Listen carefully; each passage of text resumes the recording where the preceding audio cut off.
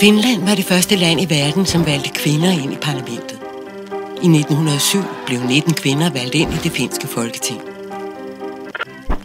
I år fejrer Norge, at det er 100 år siden, at kvinder tilkæmpede sig stemmeret. I Sverige grundlagdes den kvindelige medborgerskole ved Fogelstad i 1921. Der lærte kvinder, hvordan de bedst kunne drage nytte af den nyvundne stemmeret. I Danmark vedtog man i 1973, efter stort pres fra kvindebevægelsen, loven om fri abort. Danmark var et af de første vesteuropæiske lande, som indførte fri abort.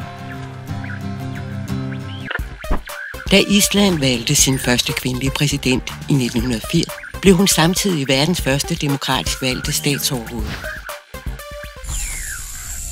Der er mange kendte og ukendte kvinder, som har forandret historien. Nu er det vores tur.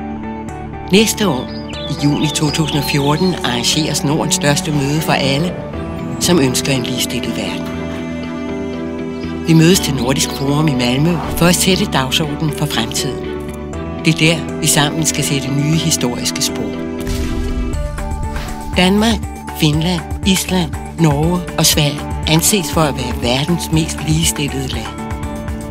Det er let at tro, at ligestillede livsvilkår for mænd og kvinder er en udvikling, som kommer af sig selv.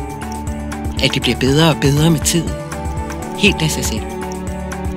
Men en generation kan let miste det, som en tidligere generation har vundet. Derfor er det på tide, at vi mødes. Vi skal på en bred front beslutte, hvem der skal være vores tids vinder. Det er tid til handling. On aika toimia. Det er dags for action. På tide at handla. Time til algerba. Hvad synes du, vi skal gøre, for at verden kan blive mere ligestillet? Deltag på Nordisk Forum og diskutere vores tids store politiske, økonomiske og miljømæssige udfordringer.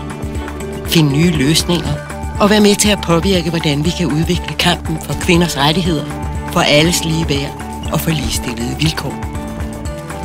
Og glem ikke Edith Södergrens ord. Det anstår os ikke at gøre os selv mindre, end vi er. Velkommen. Vi ses i Malmø.